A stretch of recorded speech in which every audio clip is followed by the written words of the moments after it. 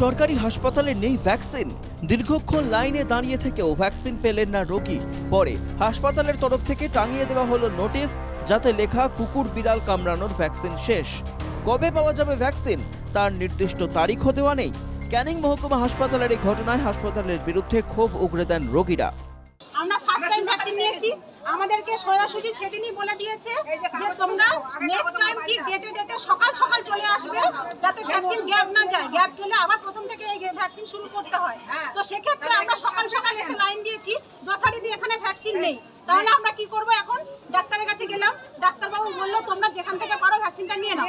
নিতে গেলে কিনে নিতে হবে, কিনে নিতে গেলে 800,000 টাকা লাগবে। আমার কাছে 800,000 টাকা নেই।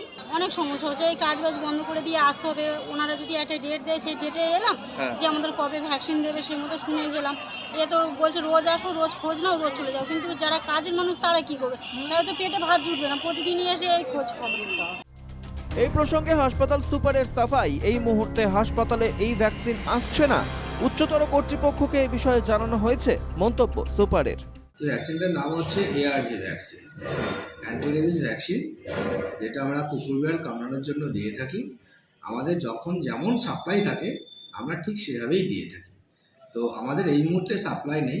আমরা আমাদের হায়ার অথরিটিকে জানিয়েছি, তারা as early as possible supply দেবেন, আমরা তারপরে আবার দিতে থাকবো। কুকুর বিড়ালের কামড় বা আঁচড়ের জন্য দেওয়া হয় অ্যান্টি র্যাবিস ভ্যাকসিন। নির্দিষ্ট সময় অন্তর এই ভ্যাকসিন নিতেই হয় রোগীকে। তার জন্য প্রতিটি সরকারি হাসপাতালে যথেষ্ট পরিমাণে মজুত রাখা উচিত এই ভ্যাকসিন। বাইরে কিনতে গেলে তার দামও অনেক। কেন এই ব্যাপারে তৎপরতা দেখাচ্ছে না হাসপাতাল কর্তৃপক্ষ, তা নিয়ে উঠছে প্রশ্ন।